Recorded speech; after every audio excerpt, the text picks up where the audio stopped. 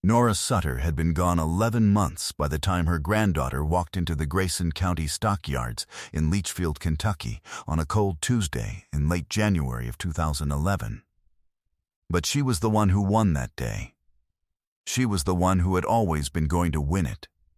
She just needed the girl to show up and do the looking. Arvin Pace had been leaning on the rail at the far end of the ring since 7:30 that morning, the way he had been doing most sale Tuesdays for the better part of 26 years. He was 61 years old, ran a cow-calf operation on 230 acres south of Leachfield, and had seen enough come through that barn to stop being surprised by most of it. He had seen a man buy a bull with 3 good legs and turn a profit on him. He had seen a woman bid a dealer into the ground on a pen of springers and walk out having paid less than anyone in the room thought was possible. He thought he had seen everything that barn had to show him. Then he saw the girl. She came in through the side entrance just after the sale started, wearing a dark green barn coat that had been made for someone larger and carrying a composition notebook with a soft cover, the kind that costs about $1.50 at a drugstore. She was 14 years old, and she looked it.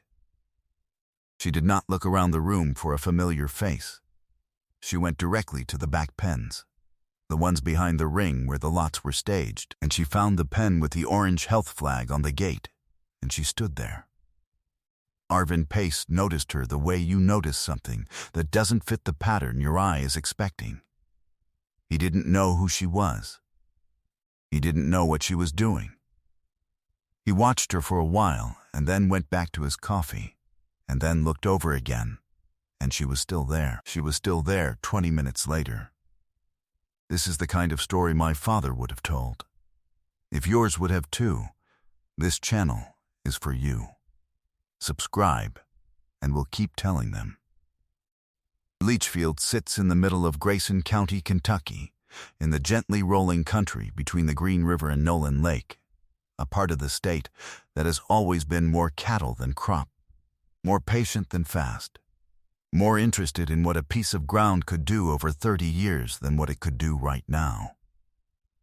The Grayson County stockyards ran twice a week, Tuesdays for cattle, Fridays for mixed. And the Tuesday sale in January was lean, the way January always was. 160 head on the docket, mostly cow-calf pairs, and a run of stockers from 3 different operations. The crowd was thinner than a spring sale, maybe 40 buyers, mostly men in their 40s and 50s who knew each other and did not feel the need to say much. The pen with the orange flag held 90 calves. They had arrived the previous Friday from a stocker yard in Hart County, about 40 miles south and east. Mixed steers and heifers, somewhere between 480 and 550 pounds, and most of them coughing by the time the barn hands got them penned. The barn manager had put the orange flag on the gate himself. He did it out of fairness to the buyers more than anything else. Everybody in that barn knew what an orange flag meant. And everybody in that barn, by the time the Tuesday sale came around, had walked past that pen at least once and kept walking. Tuck Halsey, who brokered cattle across 4 counties and who had a particular gift for knowing what something was worth before anybody else had finished looking, came through early that morning. He spent about 8 seconds at the orange-flagged pen, made a sound in the back of his throat that was not quite a word, and went to find coffee. He said later that the pen was a write-off. He said he'd seen what bird looked like and those calves had it, and buying a pen of sick calves in January in Grayson County was not a thing a serious person did. He was not wrong about the disease. He was wrong about the rest of it. Nora Sutter had run a small stocker operation on 65 acres in Grayson County for 22 years, from 1983 until 2005, when her knees and her age made it impractical to keep doing the daily work herself. She had wound the cattle down slowly, sold off her Hereford cows 1 or 2 at a time over the span of 2 years, and spent the last years of her life gardening and keeping bees, and when Della came to visit, talking about cattle. Della was the one who asked. Not her older brother, not her cousins, not the neighbors' kids who sometimes came around. Just Della, who had been sitting at her grandmother's kitchen table since she was 9 years old, asking questions that Nora said were the right kind, specific, patient, not satisfied with a short answer. Nora was not a formally educated woman. She had graduated from Grayson County High School in 1964 and had never taken a course in animal science or veterinary medicine. What she knew she had learned by watching cattle for 2 decades and by reading. She was a reader, careful and slow, the kind who underlined things and wrote questions in the margins and went back to the same page more than once. She had a shelf of USTA extension bulletins going back to the 1970s, annotated in pencil in her small, cramped hand. Her annotations were not highlights. They were arguments. She'd written "not in my experience" next to a paragraph about recovery rates in 1991, and she'd been right to question it. And she'd written why she was right, 3 lines below in the margin, in pencil so faint it was almost invisible. She had kept a composition notebook from 1987 until 2004, 17 years, in which she wrote down every health event in her herd, what symptoms she saw, what date she saw them, what she did in response, with the drug name and the dose and the weight of the animal, what it cost, what worked and what didn't. She was specific in the way that people who have lost money being vague tend to become specific afterward. She had gone through bovine respiratory disease twice in her years with cattle. The first time was in the fall of 1991, and she lost 7 calves out of 28. It was bad enough that she sat at that same kitchen table for 3 evenings in a row and thought seriously about getting out of the stocker business entirely. She did not get out. She read everything she could find, talked at length with her veterinarian, a man named Dr. Estes, who had since retired to Florida, and rebuilt her receiving protocol from the ground up. She wrote all of it in the notebook. The second time Bird came through her herd in 1998, she saw it early, treated it fast, and lost 1 calf out of 33. She told Della about both outbreaks on different afternoons, not as cautionary tales, but as technical history. She was precise about the numbers. She said the difference between 7 dead and 1 dead was not luck, and it was not experience in the general sense. It was knowing what you were looking at before the window closed. The window on Bird, she said, was narrow. Narrower than most people working cattle seem to understand. Catch the disease in the first stage, treat it inside 48 hours, put the animal on clean ground with low stress and steady water, and most of them came back. Miss that window by 3 or 4 days and you were spending money chasing something that had already been decided. She told Della to read the extension bulletins, especially the ones from the 1980s, which she said were clearer and more practical than the newer publications. She told her what to look for at the pen, eyes, stance, ears, movement, and the quality of the cough, not whether it was there, but what kind it was. She told her that if she ever stood at a flagged pen and the crowd had walked away, she should not assume the crowd was right. She said, "The crowd reads the gate. You read the calves." She said it more than once. Della wrote it down. She died in February of 2010, at 73, in a hospital in Bowling Green, from a stroke that had come fast and did not allow for much. She left the composition notebook and the extension bulletins to Della, who was 13 years old, who had read the notebook twice through by the end of that summer, and had started on the bulletins in the fall. Della Sutter came to the Grayson County stockyards that January morning with $340 in a white envelope, money she had saved over 18 months from farm chores, a paper route, and selling vegetables from a small garden she kept behind the house. She had arranged with her father, who was working a construction job in Elizabethtown and could not come himself, to be on the phone if she needed to borrow against what he had in savings. She had not told him she was planning to bid on the flagged pen. She had told him she was coming to look. She had her grandmother's composition notebook in the green barncoat's inside pocket. She stood at that orange flagged pen for 38 minutes. She was doing what her grandmother had told her to do, reading the calves, not the gate. She went through the 90 heads slowly, starting at the left rear corner of the pen and working forward in rows, the way Nora had described checking a new group. Systematic, unhurried, looking at one animal fully before allowing herself to move to the next. She opened the composition notebook to a blank page and drew a rough grid representing the pen in sections. She was looking at eyes first. Clear or going dull and sunken, those were Nora's words, written in the notebook's third entry from October of 1991, after the first outbreak. Then stance, still square on 4 feet, or beginning to drop at the hip and stand wide, which meant the animal was putting weight on its front end because its lungs were hurting. Then ears, tracking, or hanging. Then movement. Were they walking, bunching, shifting in the ordinary restless way of penned cattle, or were some of them standing in one place and not moving regardless of what went on around them? And the cough. The wet, rattling cough that had cleared every buyer out of this corner of the barn. She listened to it differently than the other buyers had. She was not listening for whether it was there. She was listening to what kind it was. A cough with weight behind it, productive and working, meant an animal still fighting.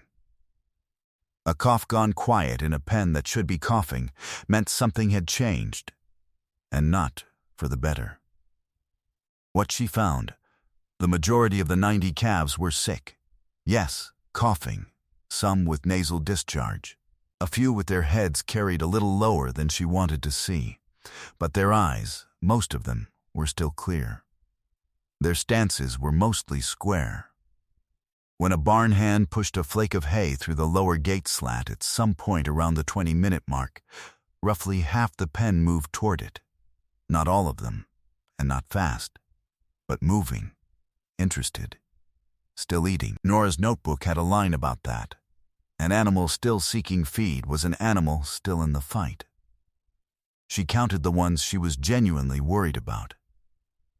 She came up with 11. She wrote 11 in the notebook, looked at those 11 again, walked the near end of the pen one more time, and changed it to 9. She wrote a question mark beside the 9 and stood there a moment longer, thinking about it, and then left the question mark alone. She had done the math at home the night before, sitting at the kitchen table with her grandmother's notebook open and a calculator beside it. 90 calves at around 515 pounds each, bought at a deep discount. Losing up to 15 head to disease, treating the rest inside 48 hours, putting them on clean ground. Her father had a 12-acre pasture that had sat rested since September and selling in spring at whatever the market gave. She had run the numbers 3 different ways. All 3 of them worked. If she bought at the right price. She believed 7 cents a pound was the right price. When lot 19 came up, the orange flagged pen, the auctioneer opened at 30 cents. The ring was quiet, in the specific way it gets quiet when nobody is embarrassed to show they're not interested. He dropped to 25. Nothing, 20. One man in a Purina cap shifted his weight, but did not raise his hand.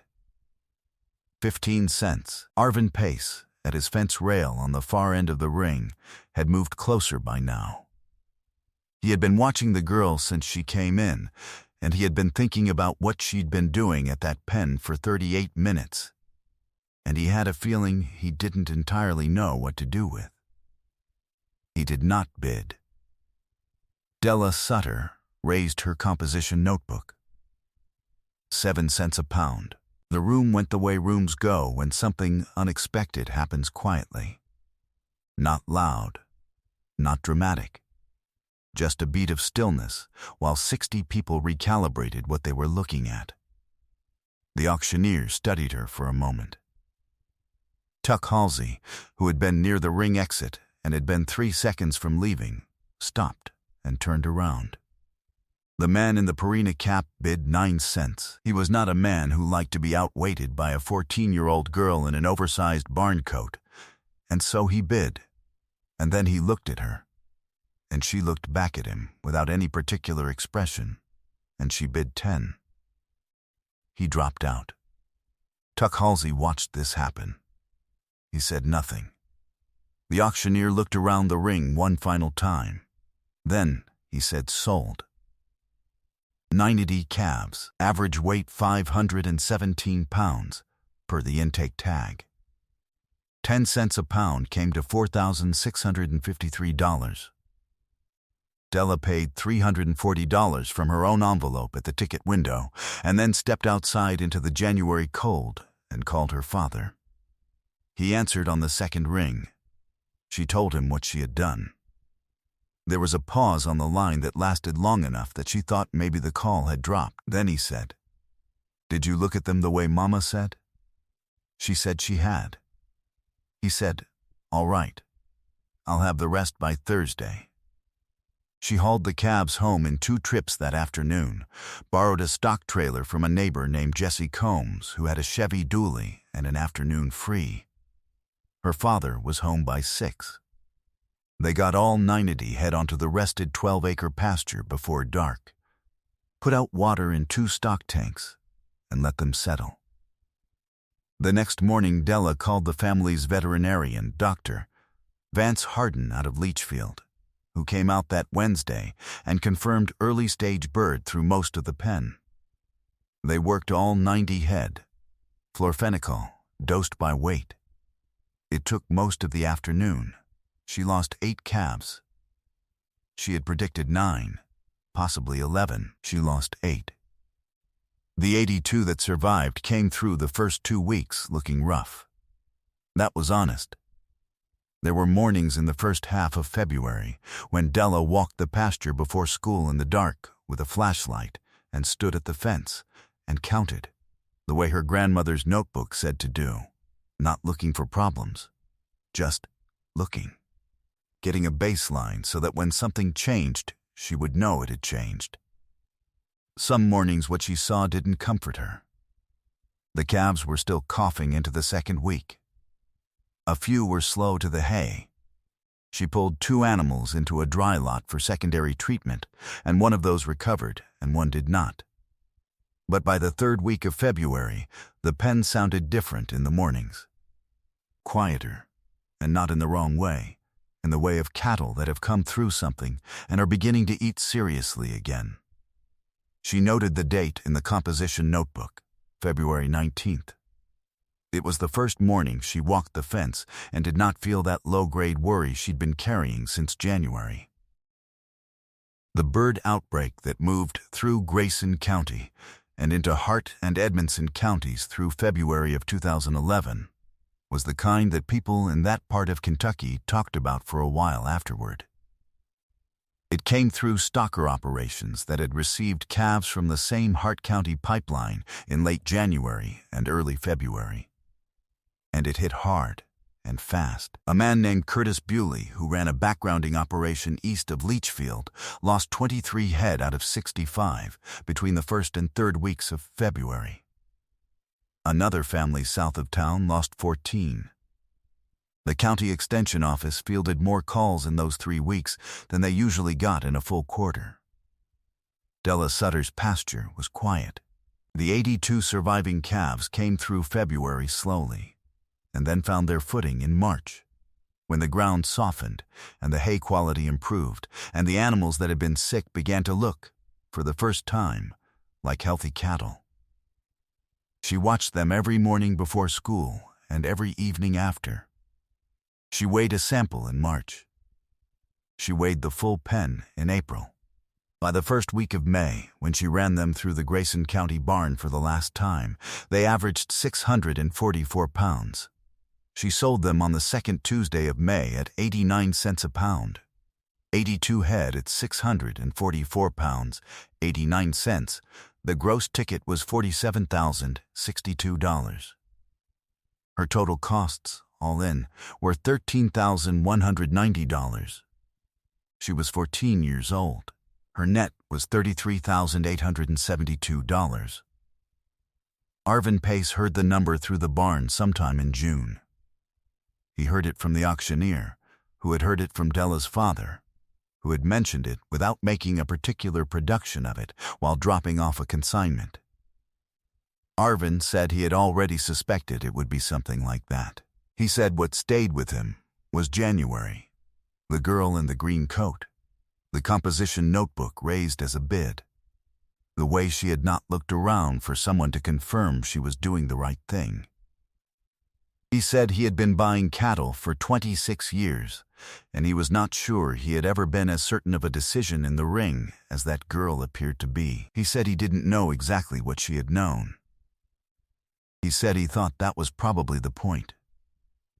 Tuck Halsey did not seek Della out that summer, but they crossed paths at the barn in August, and he asked her, plainly and without any meanness in it, what she had seen in that pen that he hadn't. She told him about her grandmother, about the composition notebook, about the extension bulletins with the pencil marks in the margins, about reading the calves instead of the gate. He listened.